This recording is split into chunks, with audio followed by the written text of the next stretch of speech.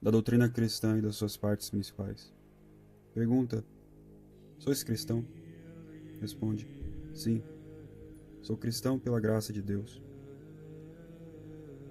Do nome de cristão. Os que seguem uma doutrina tomam o nome de seu chefe, o mestre. E assim chamam-se de platônicos, de Platão, aristotélicos de Aristóteles, maometanos e luteranos de Maomé e Lutero. Do mesmo modo, os seguidores de Jesus Cristo, do nome do seu chefe e mestre, chamaram-se cristãos, começando a dar-se este nome na cidade de Antioquia, a fim de se distinguirem dos hebreus e dos gentios. É verdade que na circuncisão do Messias o homem-Deus tomou o nome de Jesus, que quer dizer Salvador, e que depois se chamou Cristo, que quer dizer ungido, para significar os títulos preclaros de rei e sacerdote. Ora, é evidente que só ao Messias convém o nome bendito de Jesus, porque só ele salvou o mundo da morte e do pecado.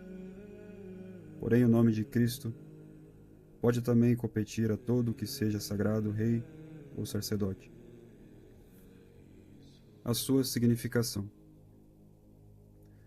O homem no santo batismo é elevado pela graça a uma dignidade real, em razão do domínio que adquire sobre si mesmo, sobre suas paixões, sobre o mundo e Satanás, porque se torna filho de Deus, herdeiro do céu, e capaz, não obstante a sua fraqueza, de fazer obras dignas de vida eterna.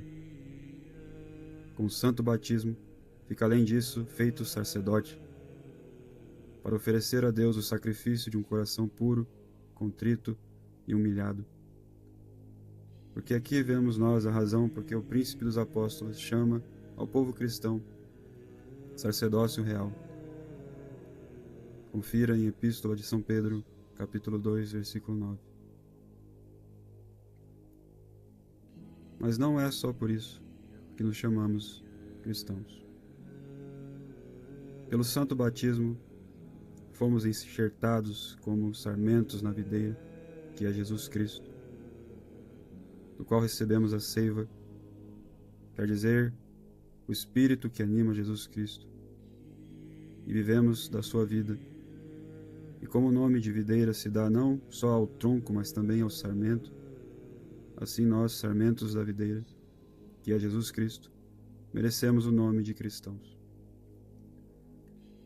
Finalmente, com o batismo, ficamos membros vivos do corpo místico da Igreja, cuja cabeça é Cristo.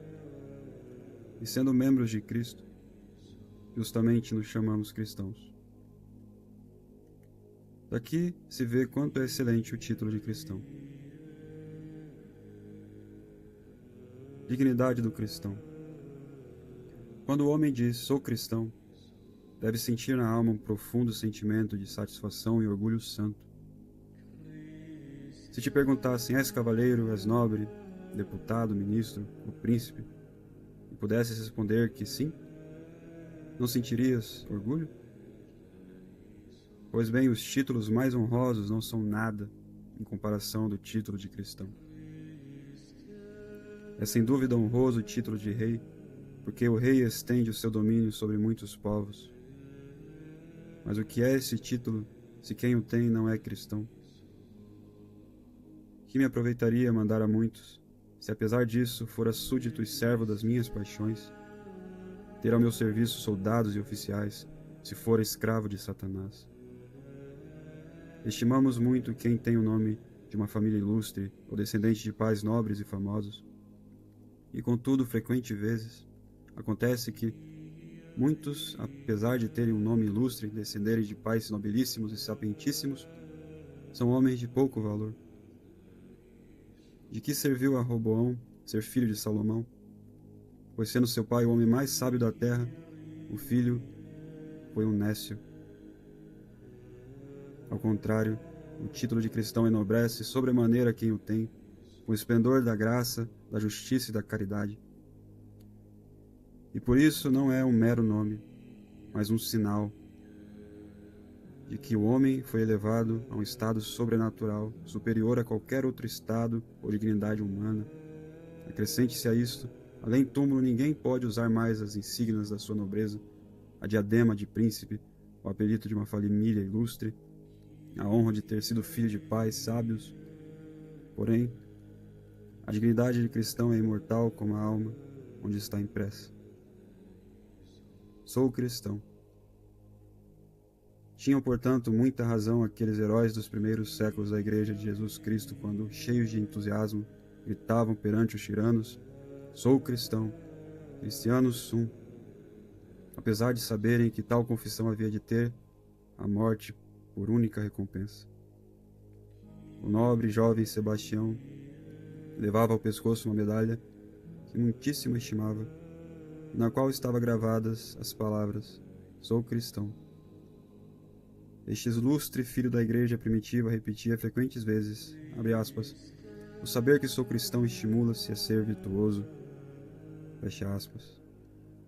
E um dia, ameaçado de morte se não renunciava ao nome de cristão, disse: espanto-me de que me apresentem tais alvitres. Por isso foi amarrado a uma árvore, e o seu corpo, tornado alvo de uma multidão de soldados, foi acetado, enquanto a sua alma subia a reinar gloriosamente no céu. O exemplo de Sebastião foi seguido por milhares de jovens que alegremente correram à morte gritando: somos cristãos. No meio dos mais cruéis suplícios, nos transes da morte repetiam as mesmas palavras: somos cristãos. Ora bem, essa história profana enaltece o heroísmo de Múcio Esvola, que intrépido se fez queimar a mão por ter errado o golpe no tirano. Como não se deverá honrar a memória de tantos heróis que, para não envilecerem a dignidade cristã, sofreram os mais horrorosos martírios? Aplicação a nossos dias. Contudo, em nossos dias, há tantos cristãos que se envergonham de fazer em público a profissão de sua fé, como se o nome de Cristo fosse desonroso e infame. Vileza sem nome. Porventura o rei envergonha-se da sua coroa, o filho do seu apelido, o nobre dos seus pergaminhos? Reflitamos, ao menos, que o nome de cristão foi possuído com orgulho por milhões de homens excelentíssimos em santidade e doutrina. Recordemos que os povos, para chegarem à civilização, tiveram, primeiramente, de se fazerem cristãos, e que toda a nação que abandona a fé de Cristo cai na ignorância e na barbárie.